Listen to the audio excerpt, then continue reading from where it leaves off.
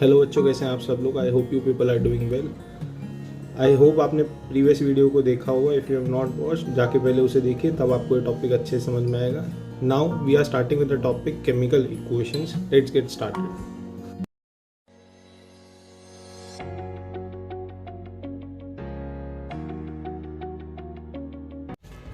चलिए शुरू करते हैं। फर्स्ट टॉपिक जो हमारा सेकंड वीडियो के अंदर हम स्टार्ट कर रहे हैं, दैट इज केमिकल इक्वेशन। अब इक्वेशन का मतलब क्या है, इसको समझेंगे। इक्वेशन का मतलब होता है किसी भी चीज़ को इक्वेट करना, दोनों साइड इक्वलाइज करना। इक्वल का मतलब हम सबको समझ में आता है, मैथ्स में हम छोटी क्लासेस से पढ़ते हुए आ रहे हैं। बट यहाँ पे इसकी डेफिनेशन को एज अ कंप्लीट पढ़ते हैं पहले और समझते हैं। द मेथड है of representing a chemical reaction with the help of symbols and formulas of the substance involved in it is known as chemical equation। ये एक मेथड है, एक तरीका है जिसके थ्रू आप रिप्रेजेंट करते हैं किसको, केमिकल रिएक्शन को। अब जो केमिकल रिएक्शन होती है इसका क्या मतलब है, chemical reaction means a chemical change और अ परमानेंट चेंज जो भी आपके एनवायरनमेंट में आया है। और इसको रिप्रेजेंट करने के लिए हम दो चीज़ों का इस्तेमाल करते हैं, सिम्बल्स और फॉर्मूलाज। सिंबल्स और फॉर्मूलाज किसके होते हैं, उस सब्सटेंस के जिसने रिएक्शन में पार्ट लिया है और उस सब्सटेंस के जो प्रोडक्ट की फॉर्म में आपको मिला है, और रिजल्टेंट जो मिलता है वो मिलता है आपको केमिकल इक्वेशन। यहाँ पे एक एग्जांपल देखते हैं कि ए और बी की रिएक्शन जब हमने कराई है तो हमें सी और डी मिला है। तो इस रिएक्शन के अंदर ए और बी जो है आपके वो रिएक्टेंट्स हो गए और सी और डी जो हो गए वो आपके प्रोडक्ट्स हैं। क्लियर है, देख के पता चल रहा है। और जो एरो है वो रिप्रेजेंट कर रहा है कि किस डायरेक्शन के अंदर आपकी रिएक्शन ने फॉरवर्ड हुई है। मतलब ए और बी आपके रिएक्टेंट्स हैं और रिजल्टेंट जो दूसरी साइड आपको मिल रहा है वो प्रोडक्ट है। Direction helps in recognizing the reactants as well as products. अब इसका एक एग्जाम्पल देखते हैं। अभी हमने फर्स्ट वीडियो के अंदर भी इसी एग्जाम्पल को पढ़ा था। क्या, हाइड्रोजन की रिएक्शन जब आप ऑक्सीजन के साथ कराते हैं then water is the product that is formed.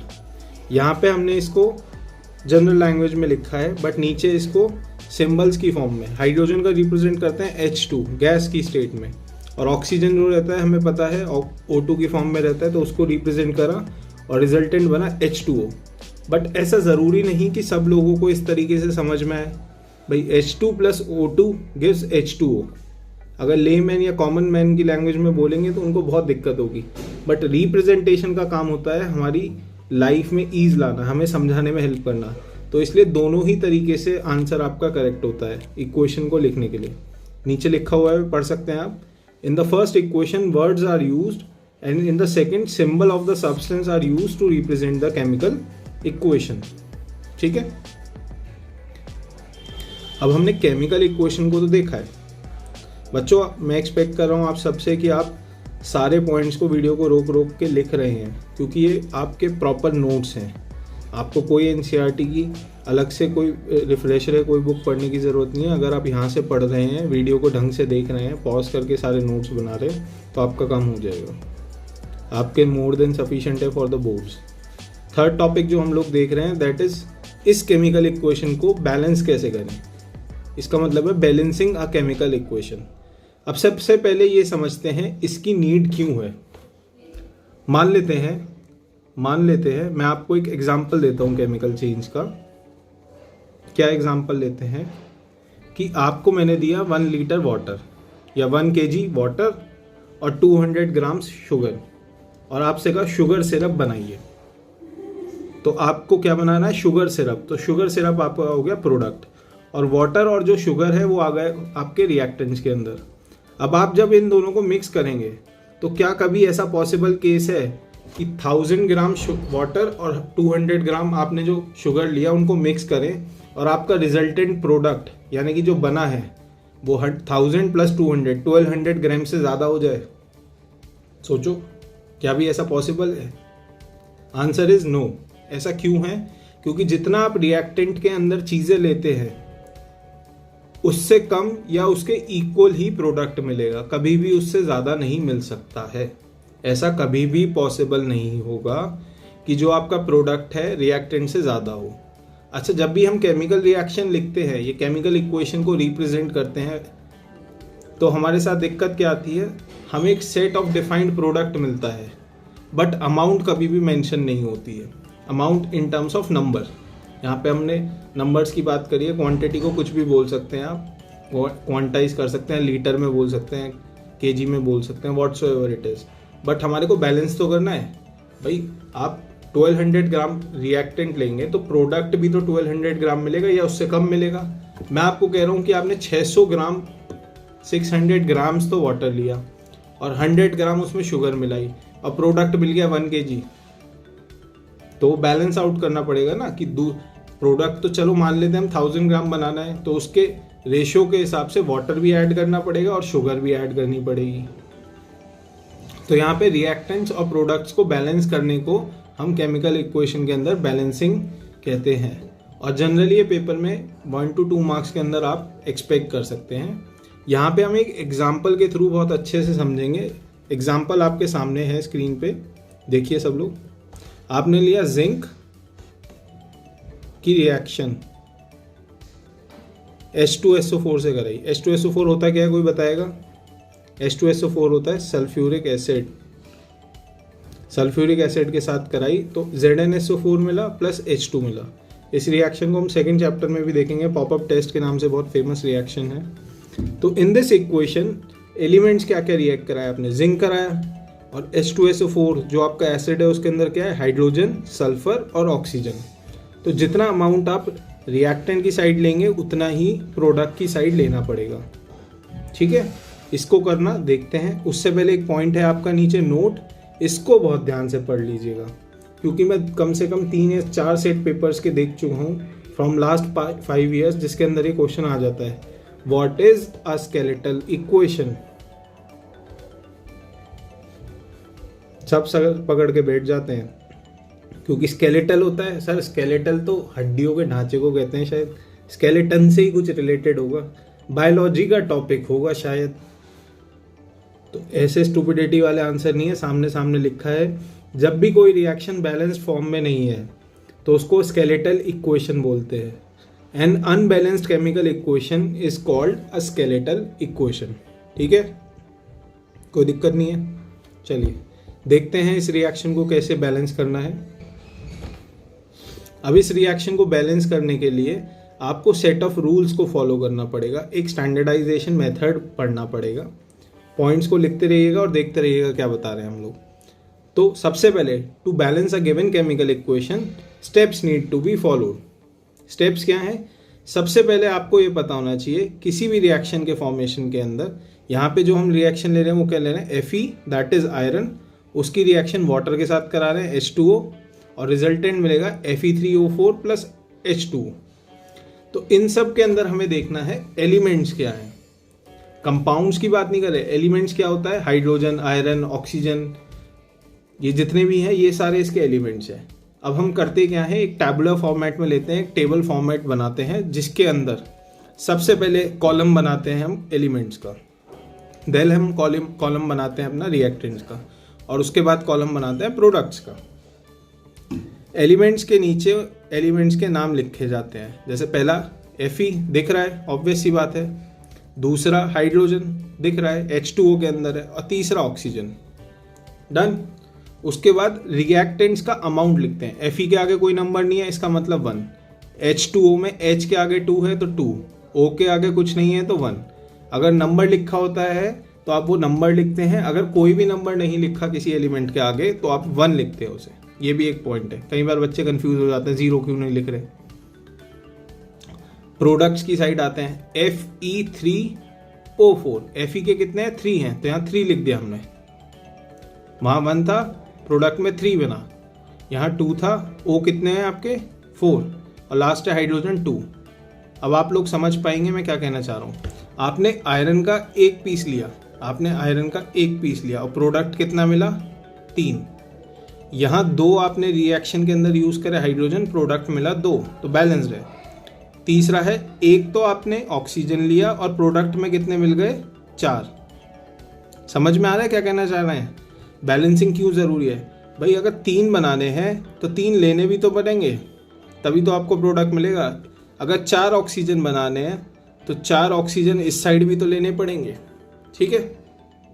बहुत अच्छे, तो देखते हैं इसके सेट ऑफ रूल्स। पहला रूल करता है balance atom in which maximum in number और either side of the equation.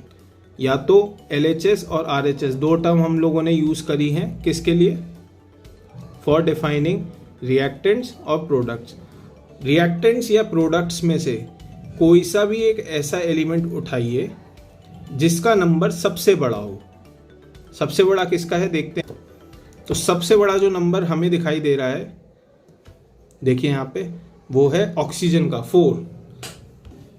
Product में 4 बन रहा है, रिएक्टेंट में 1 है, तो हमें क्या करना पड़ेगा, इस साइड भी 4 लेने पड़ेंगे।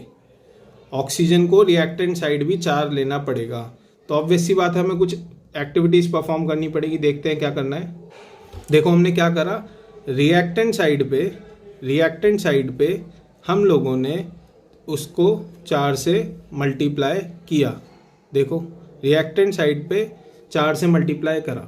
आपको ऑक्सीजन को मल्टीप्लाई करना है, बट एक बहुत बड़ी दिक्कत क्या आती है, अगर आप ढंग से देख पा रहे हैं तो, जो ऑक्सीजन को आप अगर मल्टीप्लाई करते हैं तो ऑक्सीजन के साथ ऑटोमेटिकली हाइड्रोजन अटैच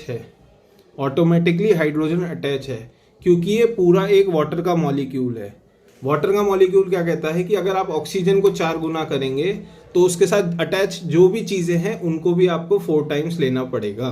तो आप क्या करते हैं, हाइड्रोजन की भी मल्टीप्लाई 4 टाइम्स करते हैं। कर दिया भाई, ऑक्सीजन 4 है इधर, तो इधर भी 4 है भाई। इस साइड आपका ऑक्सीजन 4 हो गया, तो इस साइड तो 4 था ही, ये दोनों तो बैलेंस आउट हो गए, रुक जाते हैं। तो आपकी रिएक्शन में क्या हो गया, 4 ऑक्सीजन हो गए, 4 ऑक्सीजन इस साइड हो गए। डन, एक स्टेप कंप्लीट। अब हम लोग क्या देखेंगे, फिर से एक ऐसा एलिमेंट उठाएंगे जिसका नंबर बढ़ गया हो, जिसका नंबर सबसे ज़्यादा हो LHS या RHS में। अब हम क्या देख पा रहे हैं, क्योंकि वहाँ पे 4 इंट्रोड्यूस करा था और H2O में 4 टाइम्स करा, तो 2 हाइड्रोजन थे, 4 टाइम्स करेंगे तो 8 टाइम्स। तो रिएक्टेंट साइड ये 8 टाइम्स हो गए, प्रोडक्ट साइड ये 2 ही हैं। अभी भी देख पा रहे हो रिएक्शन में H2 अलग है। फिर बैलेंस करना है, 2 से 8 कैसे बनाया जाए, इसकी मल्टीप्लाई 4 से कीजिए। अच्छा एक चीज़ याद रखिएगा, जब भी आप रिएक्टेंट्स और प्रोडक्ट्स के साथ खेल रहे हैं, खेलना क्यों कह रहा हूँ, क्योंकि ये आपकी मर्जी है। हम यहाँ पे खेल रहे हैं, खेलना वर्ड क्यों बोल रहा हूँ, क्योंकि ये आपकी मर्जी है कि आप 2 ऑपरेशंस या तो डिवाइड या मल्टीप्लाई कोई सा भी यूज़ करके दोनों को बैलेंस कर सकते हैं, और किसी भी नंबर की फॉर्म में। ज़रूरी नहीं है कि आप बड़े वाले नंबर के अंदर ही कन्वर्जन हो। अगर आपके सामने 2 प्राइम नंबर है, जैसे एक एग्जांपल देख सकते हैं यहाँ पे साइड में मैंने बनाया 3 और 5 रिएक्टेंट्स एंड प्रोडक्ट। ये एक आपका प्राइम नंबर है, ये एक आपका प्राइम नंबर है, दोनों किसी से डिवाइड नहीं हो रहे हैं, दोनों का कोई पॉसिबल नहीं है मल्टीप्लाई करके। तो आप इन दोनों का प्रोडक्ट करके भी बना सकते हैं, यानी कि 3 की मल्टीप्लाई 5 टाइम्स करनी पड़ेगी और 5 की multiply 3 times. Reactants and products दोनों साइड भी कर सकते हैं और रिक्वायरमेंट के हिसाब से एक साइड भी कर सकते हैं अगर बैलेंस हो जाए। जैसे यहाँ पे 8 है, इधर 2 है, तो आपको 4 टाइम मल्टीप्लाई करेंगे डायरेक्टली हो जाएगा। तो अब हमें क्या करना पड़ेगा, हमने रिएक्शन में ये एक्टिविटी परफॉर्म कर ली थी 4 से मल्टीप्लाई करके। अब यहाँ 4 से मल्टीप्लाई प्रोडक्ट की साइड हाइड्रोजन से करेंगे ताकि 8 हो जाए। कर दिया, 4 टाइम्स कर दिया, दोनों साइड हाइड्रोजन बैलेंस हो गए। अब क्या लास्ट बचता है, आयरन। इधर सिंगल आयरन है, इधर 3 टाइम्स है, तो आपको 3 टाइम्स मल्टीप्लाई करनी पड़ेगी। देखिए पॉइंट्स में भी लिखा है, after hydrogen and oxygen are equal on both side, जो लास्ट बचता है number of iron on RHS is more. यहाँ पे आयरन है 3, यहाँ पे है 1, यहाँ पे है 3, तो यहाँ हमने 3 टाइम्स मल्टीप्लाई कर दिया। जो हमें रिजल्टेंट मिला लास्ट में, वो जो मिलेगा वो एक बैलेंस्ड इक्वेशन मिलेगी। करना क्या है, इजी स्टेप्स में फिर से सुनते हैं, यही स्टेप्स फॉलो करने हैं। LHS या RHS में किसी का भी नंबर सबसे बड़ा हो, उसको उतने टाइम्स मल्टीप्लाई करके, या फिर अगर प्राइम नंबर है तो एक दूसरे से मल्टीप्लाई करके आप LCM लेते हैं। उस LCM के बेसिस पे डिवाइड या मल्टीप्लाई का ऑपरेशन यूज़ करके आप दोनों साइड बैलेंस करने की यूज़ करते हैं। और यही जो पॉइंट्स है, जैसे मैंने आपको लिखे हैं, इसी तरीके से पॉइंट्स लेने हैं। एक छोटा सा एग्जाम्पल आप अपनी तरफ से भी ट्राई कर सकते हैं। जो अभी तक हम रिएक्शन यूज़ कर रहे हैं, H2 + O2 गिव्स H2O। कोशिश कीजिए बैलेंस करने की और कमेंट्स में बताइए आपका आंसर सही आ रहा है नहीं आ रहा। चलिए इसका देखते हैं रिजल्टेंट रिएक्शन क्या होगी। तो रिजल्टेंट के लिए फिर से हम एक डायग्राम बनाते हैं इसके अंदर और देखते हैं फ्लो चार्ट के अंदर टेबुलर क्या हुआ। आयरन भी लास्ट में बैलेंस आउट हो गया, यहाँ 3 यहाँ 3। हाइड्रोजन भी बैलेंस आउट हो गया, यहाँ 8 यहाँ 8। ऑक्सीजन भी बैलेंस आउट हो गया, यहाँ 4 यहाँ 4। और रिजल्टेंट रिएक्शन क्या मिली, ये आपकी बहुत ही सिंप्लीफाइड फॉर्म में रिएक्शन बैलेंस आउट होके हो गई कि जितना आपने रिएक्टेंट लिया उतना ही आपको प्रोडक्ट मिल गया है। आई होप आपको समझ में आया होगा। अगर कोई डाउट है तो आप कमेंट्स में बता सकते हैं। We can have more examples on this.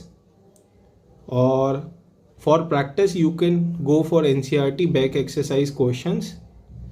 अगर आप चैनल पे नए हैं और आपको वीडियो अच्छा लगा हो तो प्लीज़ चैनल को सब्सक्राइब कीजिएगा और अपने फेलो फ्रेंड्स के साथ जो स्कूल में पढ़ रहे हैं जिसको भी प्रॉब्लम आ रही है उनके साथ ये वीडियो शेयर कीजिएगा।